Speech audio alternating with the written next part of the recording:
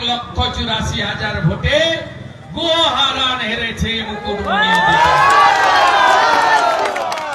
আপনাদের যিনি রিজেক্টেড, মাত্র 2 মাস আগে যিনি রিজেক্ট হয়েছেন, তিনি আবার আপনাদের কাছে অ্যাকসেপ্ট হওয়ার জন্য ভোটে দাঁড়িয়েছেন।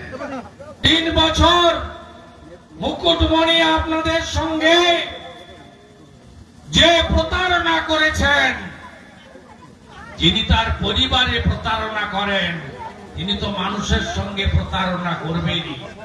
মুকুটমণি অধিকারী এখন ছিন্নমূল, তার তৃণমূলে ছাড়া আর যাওয়ার কোন রাস্তা নাই। কোচবিহারে সংখ্যালঘু মহিলাকে 1 কিলোমিটার বিবস্ত্র করে হাঁটানো তৃণমূলের বিরুদ্ধে লড়তে দেবেন? চোপড়াতে সালিশি সভার নামে তাজা